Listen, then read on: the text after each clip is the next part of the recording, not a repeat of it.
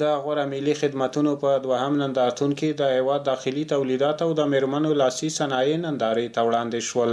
له پاکستان هیواد څخه د راستنېدونکو هیوادوالو د ملاتړ په موخه دغه ملي نندارتون د کابل په یوې تاریخي ماڼۍ دارالمان کې د 3 ورځو لپاره جوړ شو چې د هیواد د بیلابیلو تولیدي فابریکو تولیدات، کرنیز محصولات او د میرمنو په لاسونو جوړ شوي زیورات او لاسي صنایع پکې نندارې ته وړاندې شوي دي.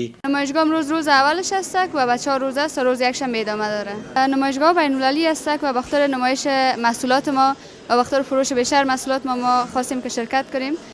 د نندارتون ګډونوالو خوښي څرګنده کړه چې د اسلامي امارت له لوري یې ښه ملاتړ کیږي او د سوداګرۍ د ودې په موخه دا ډول نندارتونونه ورته جوړوي. دغسې نندارتون ډېر زیات ګټور دي، خصوصا د صنعتکارانو دپاره چې د صنعت برخه کې کار کوي.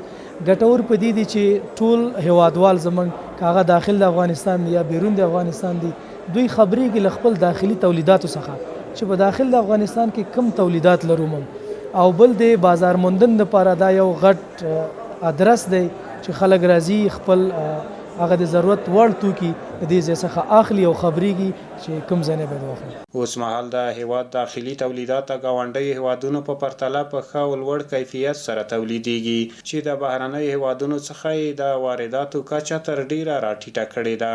محصولات ما زیورات هستک و همچنان محصولات آرایشی و بهداشتی، عطرهای مردانه.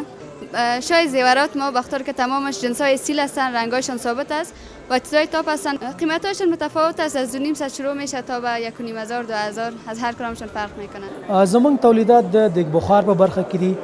ټول دیگ بخارونه چې تاسو دلته ګوري دغه د راشکو بابا د رونټه جلال‌آباد د شرکت تولیدات دي، او دیگ بخارو ترڅنګ منګه دیګونه، هرکاري، کړۍ پزیانې دا هم تولیدوي.